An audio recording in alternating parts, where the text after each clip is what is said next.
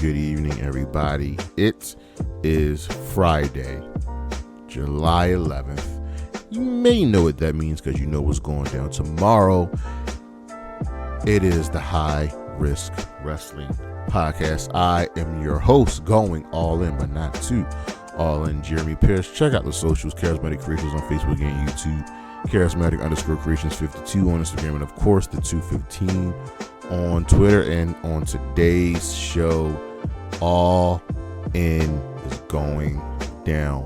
One of the biggest shows of the year, AEW's biggest show of the year, is taking place this Saturday, and you know how we do with these shows. This is a really, really big weekend for professional wrestling. There is Supercard of Honor. WWE has Great American Bash, Evolution, Saturday Night's main event, Total Josie Pro is running an all-women's event, and of course AEW has All In. But for now, you know what's next, so just go on and hit my music.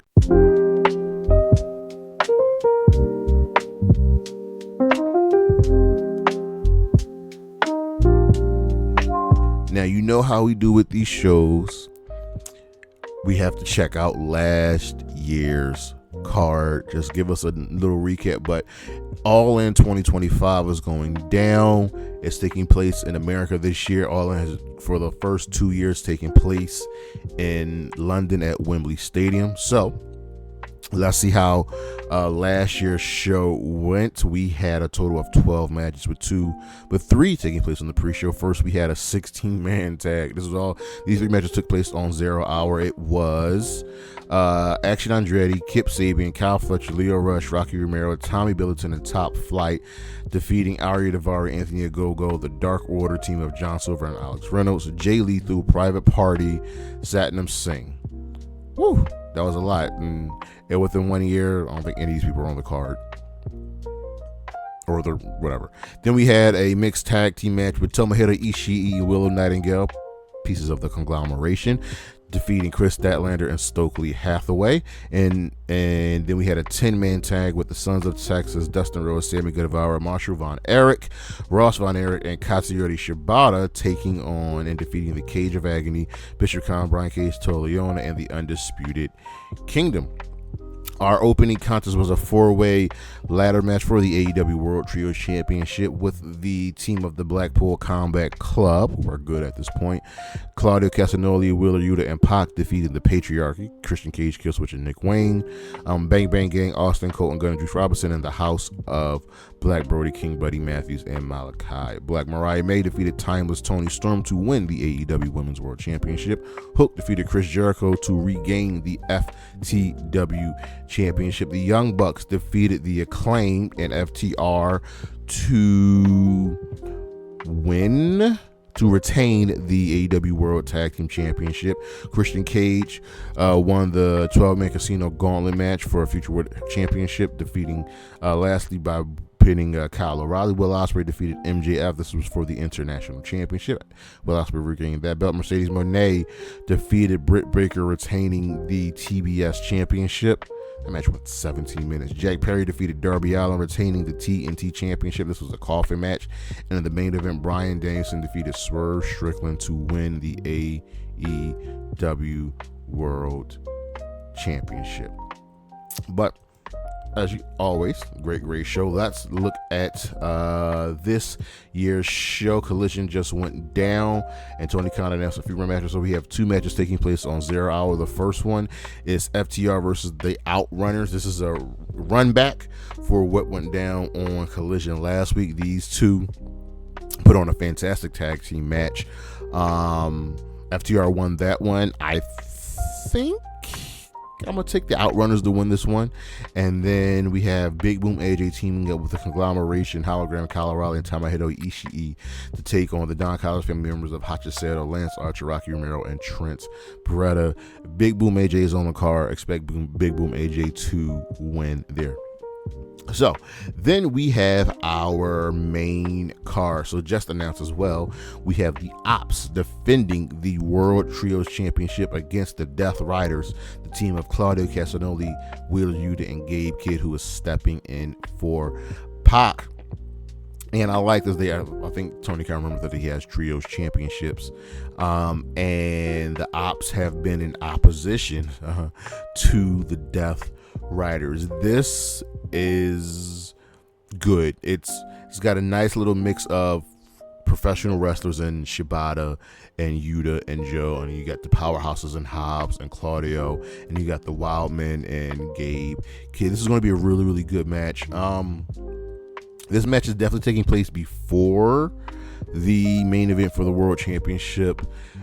I don't expect the Opps to lose unless, and this is a really, really strong caveat, unless for some reason Hook shows up.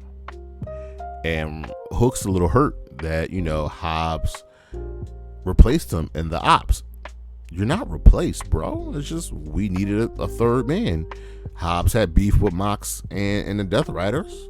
So here we are. This is going to be a really, really fun match, but take the Opps to retain here. Then we have a three-way tag team match for the AEW World Championship Tag Team Championship with the Hurt Syndicate taking on JetSpeed and the Patriarchy.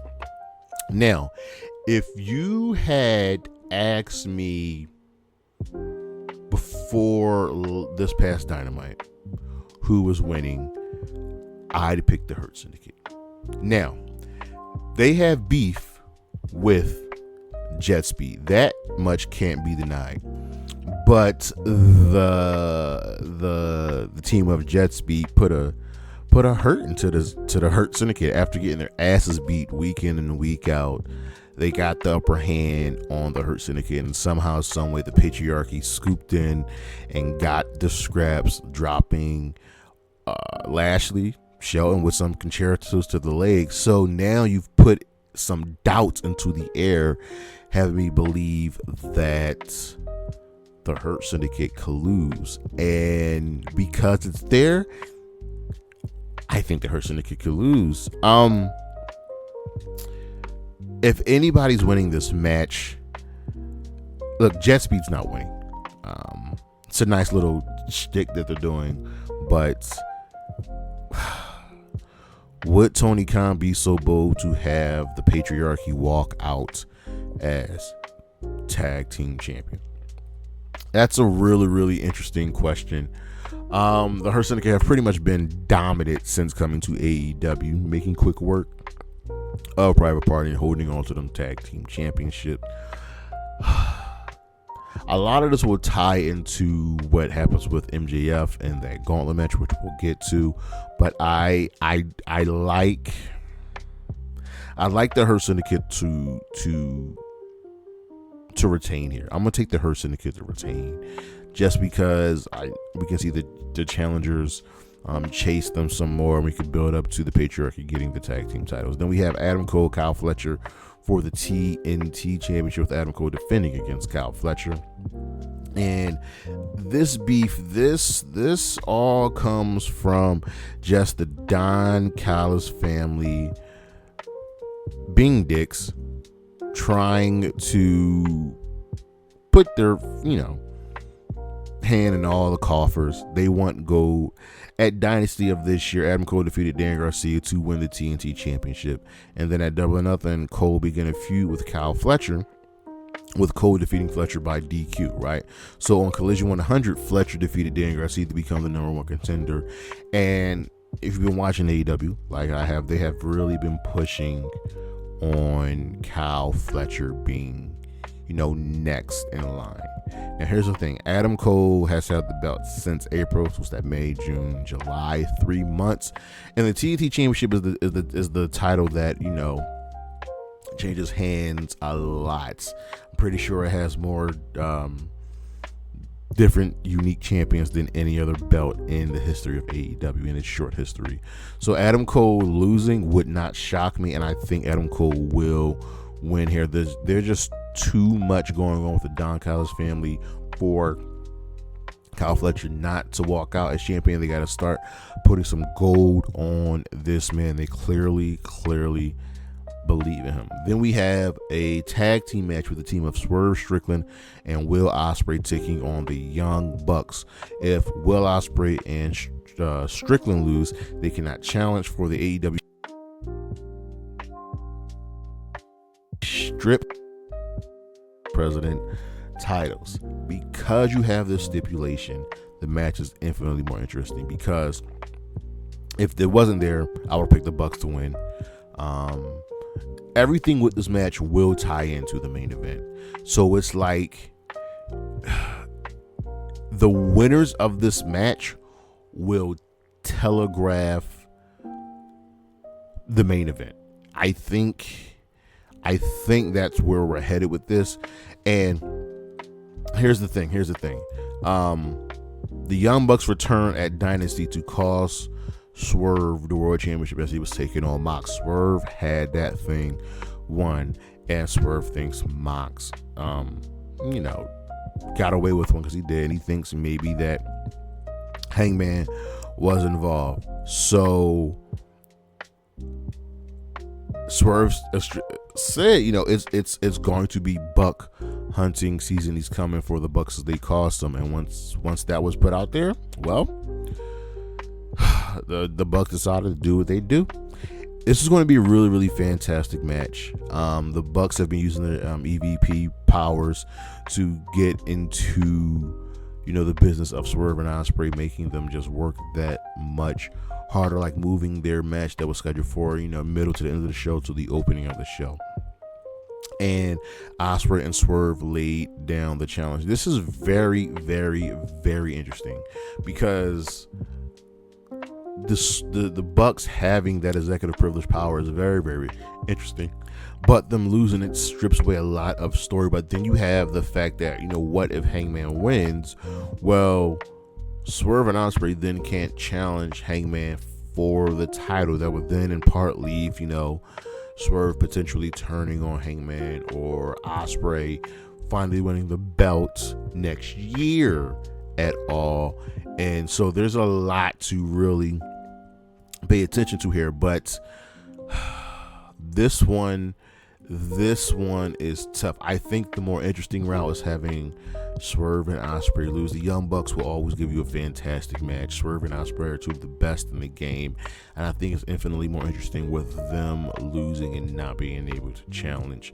So we can maybe potentially continue some more tag team wrestling with them to kind of to hold them over until we shift them back to the top of the card again. So I'm gonna take the Young Bucks to win here. Then we have the Women's Casino Gauntlet, with the winner getting a future AEW Women's Championship match. We know who number 1 and number 2 is. Versus, if you don't know what the Casino Gauntlet is, essentially a gauntlet match where instead of being thrown over the top rope, whoever gets the first pinfall or submission will win. Now, wrestlers come in at different interviews, and we usually have a wild card or Joker as the last pick, but here's last entrant. But here's the thing: the match can end before all of the scheduled competitors get into the match, and that's what makes this one interesting. So we know that Chris Statler's number 1, Megan Bayne is number 2, and I like that we treat 1 and 2 as a big deal, unlike the WWE. So we know Stats in the match, we know Megan Bayne's in the match, and if you've been paying attention to AEW, you can probably guess who will round out the rest of the participants. I'm going to go with TJ, Willow, Queen Aminata, Thekla, Penelope Ford, Athena, Thunder Rosa, Julia Hart, Sky Blue. That's essentially the entire women's division, the active women's division. We might get a return, maybe like Harley Cameron or Nyla Rose or Sheeta. And now listen, if we have a wild card like that, then they'll probably win. But the winner gets a future women's championship match, and again, the winner of this match will dictate who wins the women's world championship match. So I truly think that the only women that could win this match are Willow, Chris, and Megan Bayne. I think One of them has to be the next to get the shots. And like I said, the winner of this match is going to dictate who wins the main event. Well, wins the women's world title. You can transition to Chris versus Willow again. We've already done Megan versus Tony. You can transition to Willow and Mercedes again. That feud only lasted a month. But at some point, and I truly believe this, you're going to have to crown Willow Nightingale. And that's who I'm going to go with to win this match. Willow Nightingale to win this and become the number one contender. On the opposite side, we have the men's Casino Gauntlet. We know that 1 and 2 are Mark Briscoe and MJF. And because they're probably going to end up going to feud with each other, I actually don't think they're going to win. Other participants in the match are Brody King, Bandito, Mystico, and Ricochet. And I think that right there, that might be the winner. I understand that MJF and Mark Briscoe got a thing going on, and it's a beautiful, beautiful thing. But there's something really, really intriguing about Ricochet winning this match. He's got his group, and the goal is to win. Him and the Gates of Agony are now lined up, and I like that. I like the Gates of Agony. I think I'm going to take Ricochet to win here. Then we have Kazuchika Okada and Kenny Omega putting their respective championships on the line for the winner to become the new unified champion.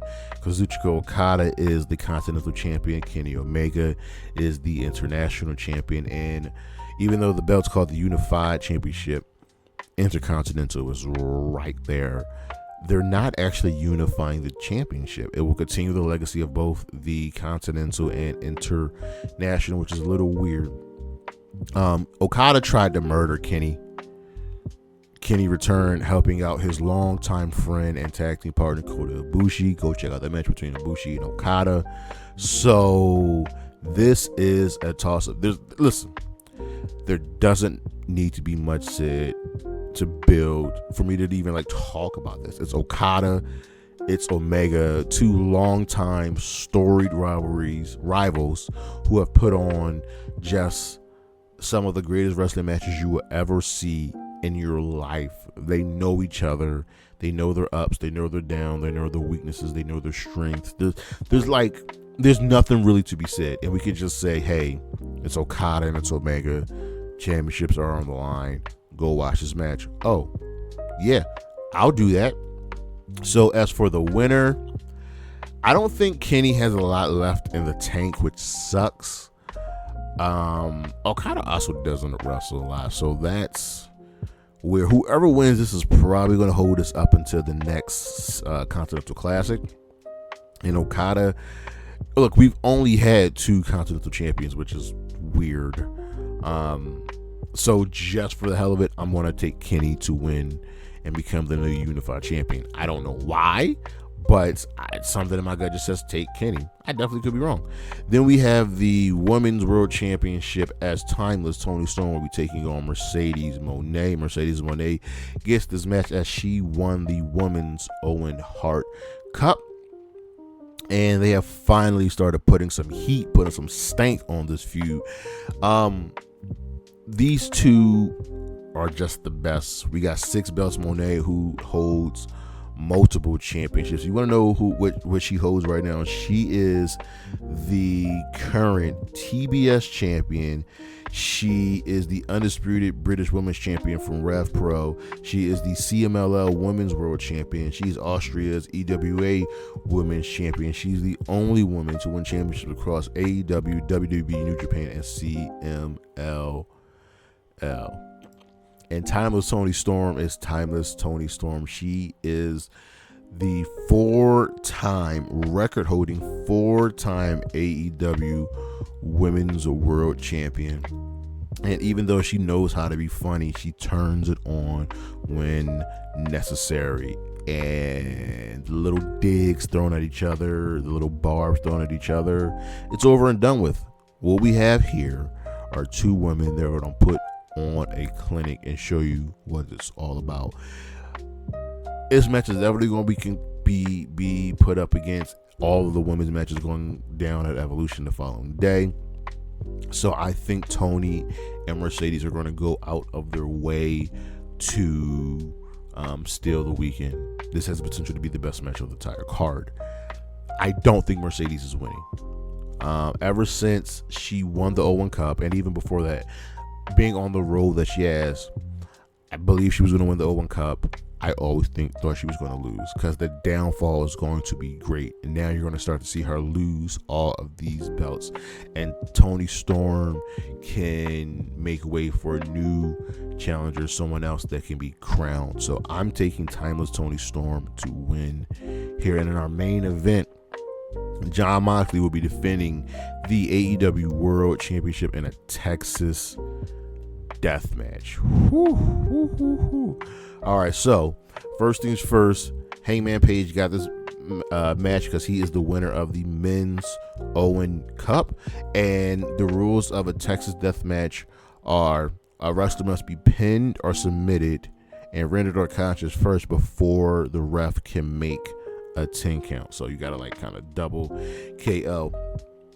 And these two have actually fought in a Texas death match before, and I believe Mox won that one. But please correct me if I'm wrong. There's so many moving parts with this match. You have let's start with the Death Rider side. Mox has the Death Riders. He has that special someone in Marina Shafir always in his back pocket because she has been in minutes.